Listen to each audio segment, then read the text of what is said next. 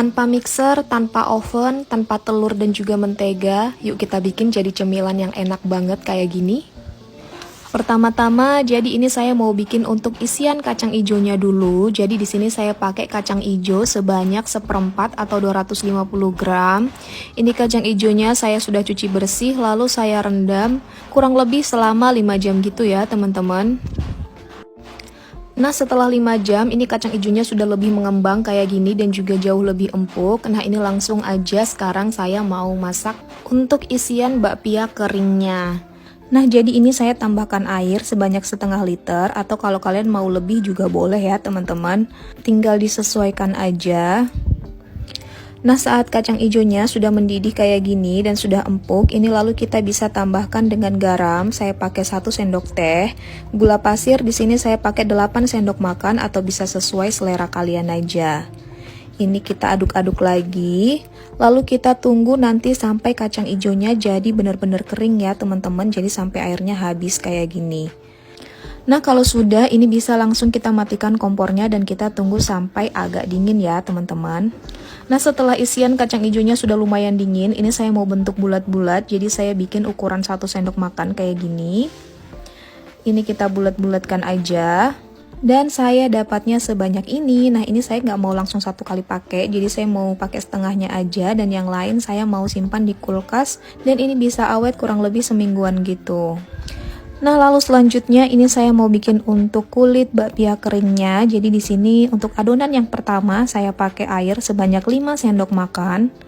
Lalu kemudian saya tambahkan minyak goreng sebanyak 5 sendok makan juga.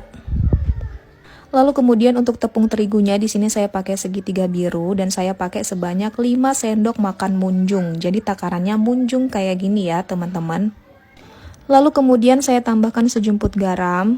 Lalu tambahkan juga setengah sendok makan gula halus. Ini kita aduk-aduk sampai tercampur rata. Nah supaya tercampur lebih rata kita uleni menggunakan tangan aja ya teman-teman. Nah setelah tercampur rata dan adonannya menjadi lebih kalis kayak gini, ini lalu kita bisa sisihkan dulu ya.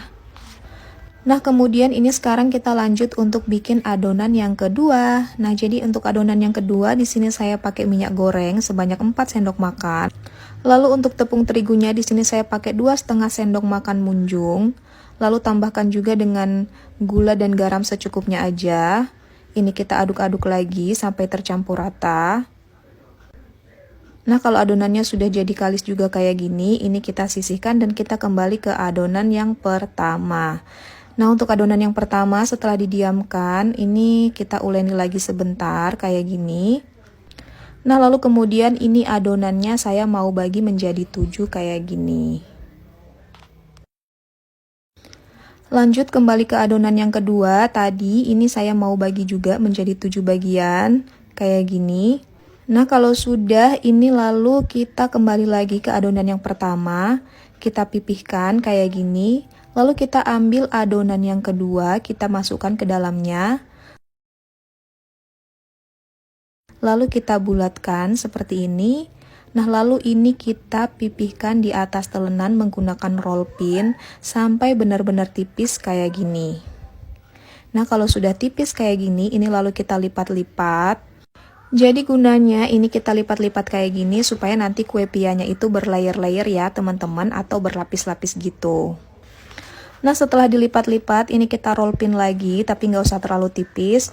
Lalu kita ambil isian kacang hijau yang tadi sudah kita bikin. Lalu kita isi ke dalamnya, kita tutup seperti ini. Nah lalu ini kita pipihkan di atas telenan kayak gini, kita rapi-rapikan lagi. Sampai akhirnya bentuknya menjadi kue pia seperti ini. Nah ini lalu siap untuk kita panggang ya teman-teman. Jadi untuk panggangnya di sini saya menggunakan api yang paling kecil. Kita panggang di atas teflon aja kayak gini selama kurang lebih 15 menit. Pokoknya kalian nanti cek aja kalau bawahnya warnanya sudah kecoklatan kayak gini, ini kalian tinggal balik. Lalu kalian tunggu sampai sisi keduanya benar-benar mateng. Dan ini dia penampakan dari kue bakpia kering kacang hijaunya. Nah jadi kalian bisa lihat gimana teksturnya.